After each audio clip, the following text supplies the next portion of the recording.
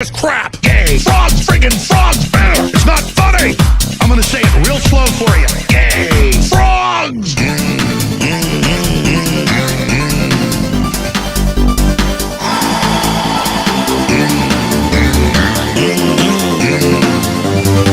Won't you fight for your life?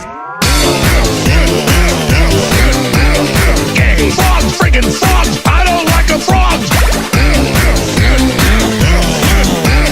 Gay. Friggin' frogs.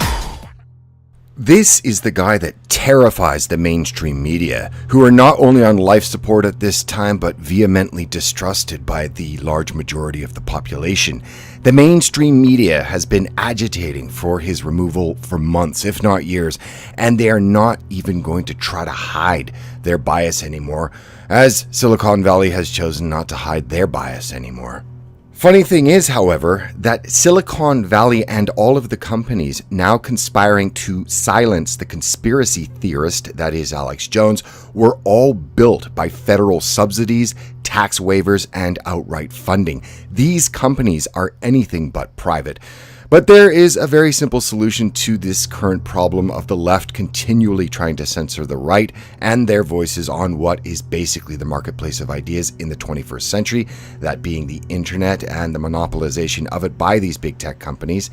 And it doesn't even involve breaking up these companies, nationalizing them, or anything of the sort, and I will explain all in just the next few minutes.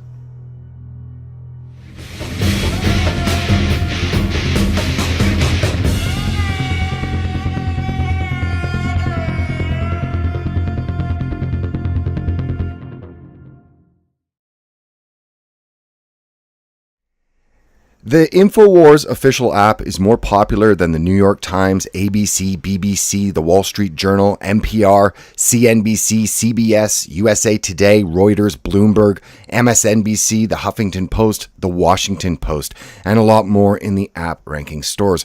But this had nothing to do with the silencing of Alex Jones. The fact that Alex Jones most certainly helped get President Donald Trump elected, and there are midterm elections in just a few months, well, this obviously also has nothing to do with the silencing of InfoWars. As we know, the left is dead set against election tampering. Just look at their hysterical and rabid hate for Russia and President Vladimir Putin since 2016. No, the big tech companies are working together to censor him because he is a conspiracy theorist. Well, the actions by these big tech organizations that have conspired to silence him give validity to all of his rhetoric, allegations, and conspiracies. When the three biggest tech companies all ban you within hours of each other after years of supposedly peddling in conspiracy theories, well, at least to his audience, you've proven him right. I myself only watched InfoWars sporadically. I did very much appreciate the different view they provided, however, in contrast to the fake news outlets like CNN. But if you do not want to watch any of the material they produce, simply don't. I don't need big tech to be an arbiter of truth for me. I can decide for myself, and I think the majority of people would agree with me. But, as the argument goes, these are private companies. They can do whatever they want. First off, people need to have some context and a little bit of historical knowledge. Federal subsidies, tax waivers, and outright funding built Silicon Valley, not some skinny iPhone cult leader that never changed his clothes. Now, let's just take a look at the three large so-called private companies that have just recently banned Alex Jones for his political positions. Well, the prototype of Google, the owners of YouTube, was developed with funding from the National Science Foundation, DARPA, and NASA. Facebook was able to open its first data center in Prineville, Oregon, with a $42 million income, property, and excise tax holiday. And Apple was developed with a federally backed fund that invested $500,000 into the startup. And when it announced in 2012 a new $1 billion data center in Reno, well, Nevada slashed its tax burden by $89 million over 10 years, the largest such break in state history. And this is nothing to say of the technology that was developed by the US government using US tax dollars that have been essentially transferred for free to the for-profit tech companies.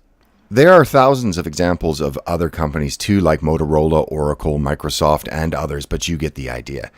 Your tax dollars in grants, subsidies, and defense contracts gained and backdoor deals made with three-letter agencies and the transfer of military technology for free and the ability of big tech to avoid paying their tax is what has built the so-called private companies of Silicon Valley that have now taken it upon themselves to become the arbiters of truth and morality and are further dividing the nation.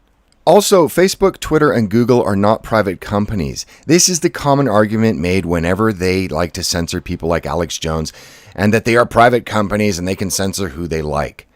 Companies like Facebook, YouTube, and Twitter are not the same as the local gas station, grocery store, or car dealership. Now, what is critical for you to understand is the difference between being a publisher and being a platform. And then you have to realize that if these companies choose to censor certain political views, well, this means that Twitter, Facebook, and YouTube are publishers, not platforms.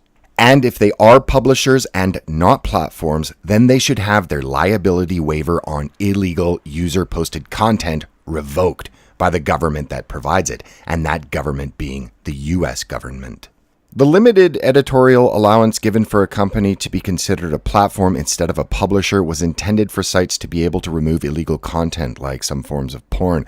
It is by no means there so that big companies can be able to take political positions on user content they don't like and censor them. You either have the First Amendment protection of speech as a speaker publisher with an editorial process, or you are a platform that isn't responsible for the speech on it. So which are they? They can't be both. They aren't both. As much as they'd like to try, if they want to editorialize their users' content, then they are publishers and should be held liable for any and all illegal content uploaded to their site. In Europe, a place where there is no freedom of speech, they are considering making social networks not only responsible for illegal content, but also for user-posted so-called fake news, with fines of up to 500,000 euros for each incident. But getting back to the censorship with regards to Alex Jones, what it's all about is shutting out conservative voices in the lead up to the upcoming midterm elections. The left have been psychologically damaged and hysterical since the loss of Hillary Clinton in the 2016 presidential election, and they will do just about anything to silence detracting voices. But this posture of censorship is already backfiring, and Pandora's box has been opened. This problem is actually very easy to solve. These social media companies are providing a public forum. They already, because of this, cannot legally discriminate against people based on color, gender, age, or religious beliefs. I think it's time to extend anti-discrimination laws to political beliefs. There, solved. They can continue to be platforms, and people will have their right to freedom of speech on these monopoly platforms. The right of freedom of speech is not only important for people to express themselves, but also for those that have the right to hear and have their views and beliefs challenged. Tech companies built via tax dollars of all American citizens do not have the right to take that away from people. In all actuality, we should be thanking Facebook, YouTube, and Apple. This blatant attack and censorship of Alex Jones, who has a considerable and loyal following, could finally create the backlash needed among all of those that value freedom of speech, whatever that speech may be, to push us closer to the enacting of new laws that will finally stop the left via their control of large tech companies from censoring the right. Moreover, the Overton window is changing, and I'm not saying that I or anyone should believe in alien cults with mind control weapons that used holograms to destroy the World Trade Center.